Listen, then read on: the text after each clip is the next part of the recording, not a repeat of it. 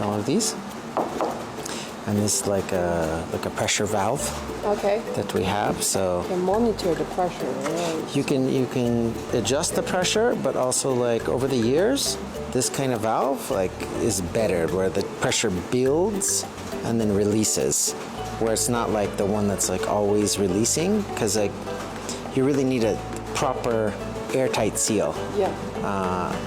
And it's easy to not have an airtight seal. So like, yeah, we had to order these and get them and everything, so.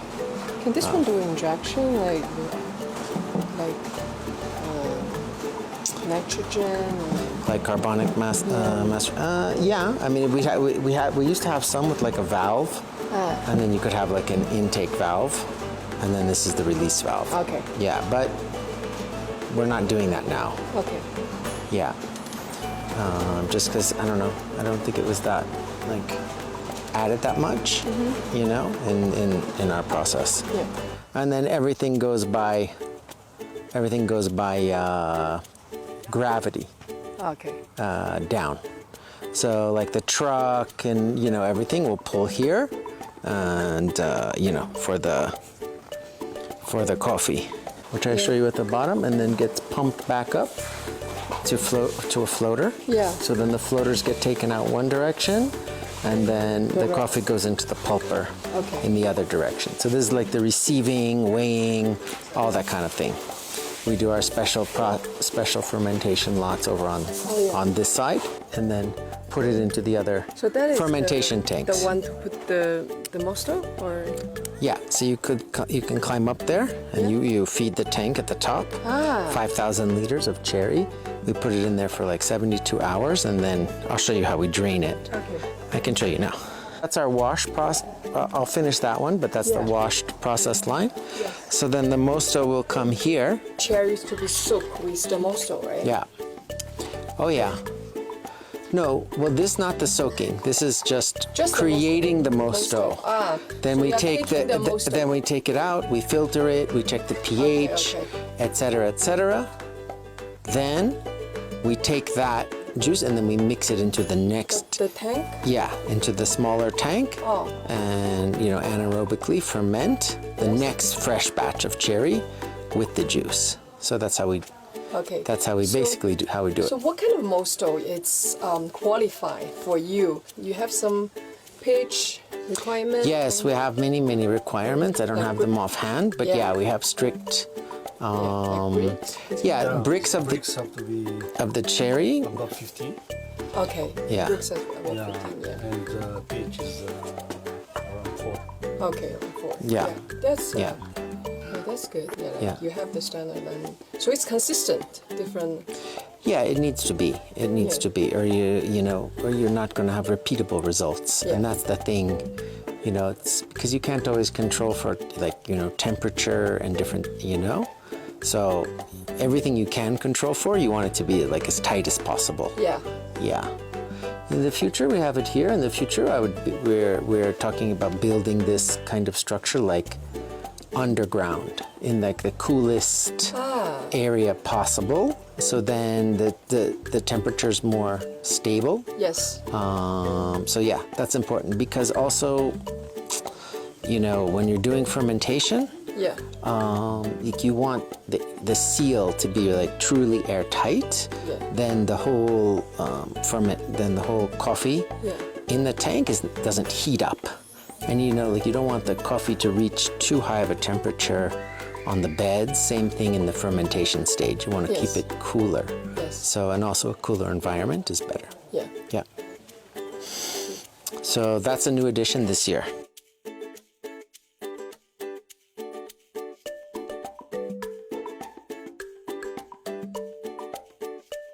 This time of the year, because they're already, getting dry, like 18 days. Yeah.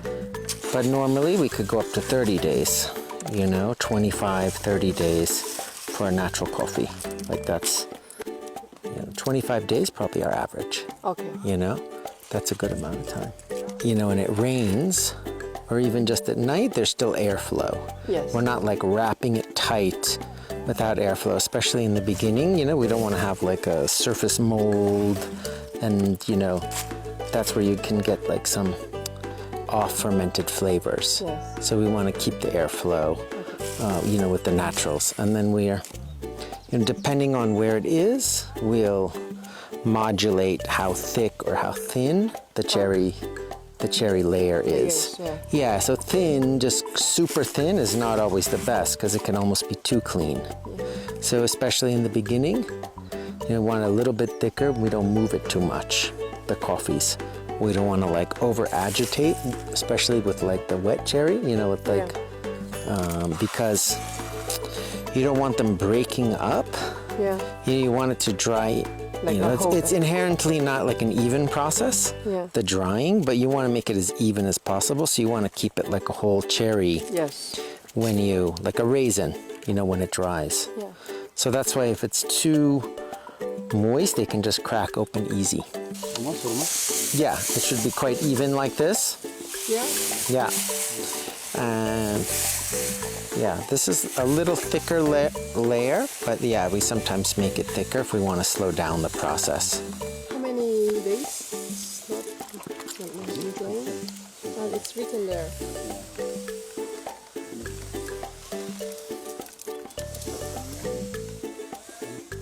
That's 19th.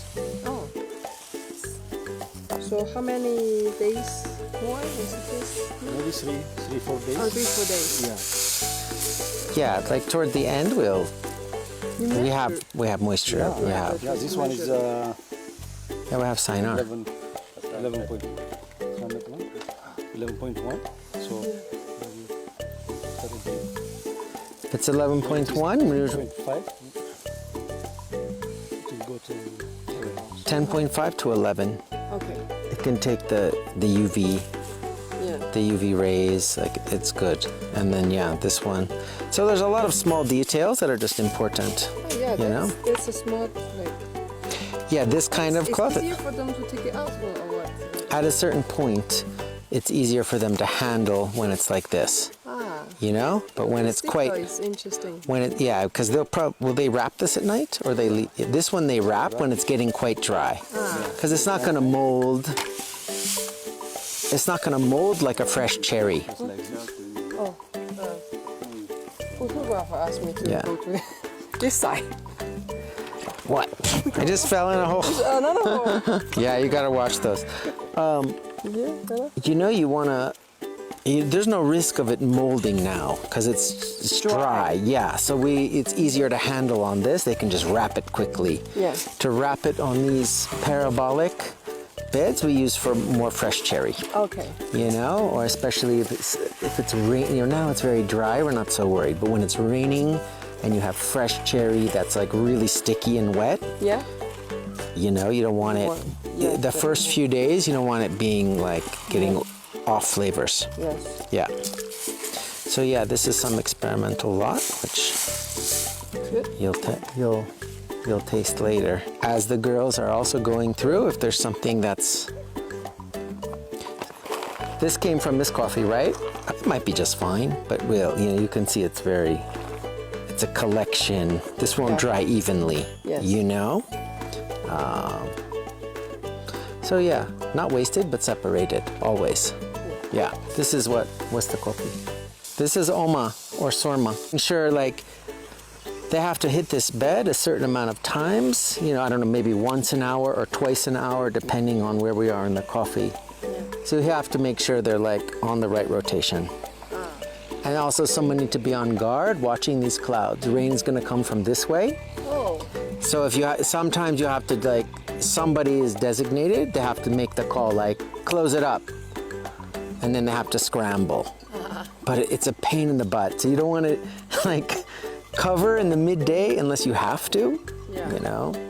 So yeah, also washed coffee at certain times gets covered. Yeah. You know, midday sun, the washed coffee would get covered like fresh parchment, so it's not cracking. So we have like different process, so the managers make sure all that's happening.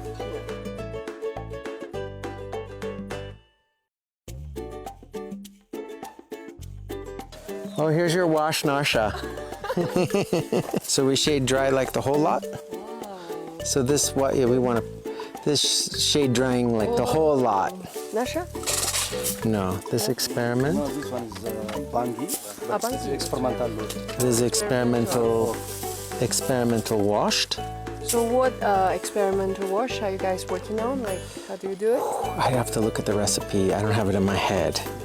Yeah, I don't have it in my head, but we're working on like also like, mostly we're working with the mosto. Okay. Because really it gives us consistently really complex coffee and not just still subtle and not covering up the terroir, but we don't ferment for too long, but I have to look.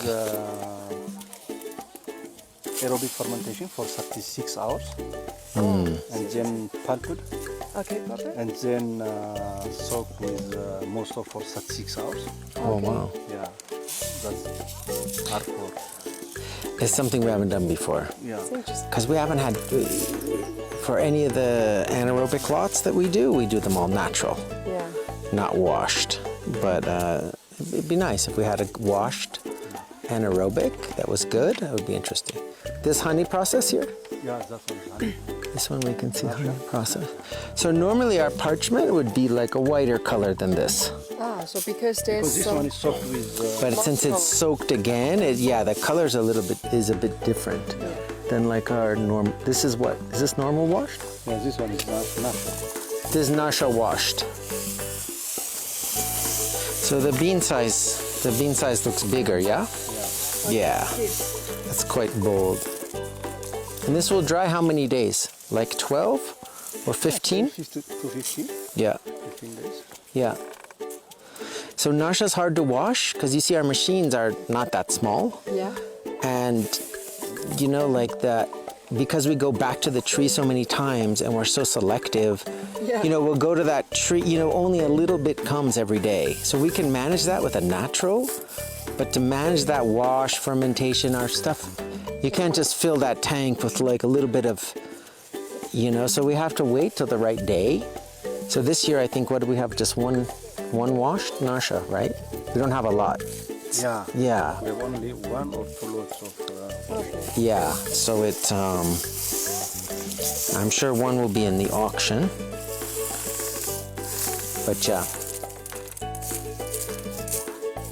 Yeah, this looks good. 1 lot of. Nasha honey? Oh, 1 lot washed. Honey. Yeah, Looks beautiful. yeah. Delicious. I'm sure we'll be in the auction. Yeah. No, it would be nice. No, we need more Nasha, really. It would be nice for the farm.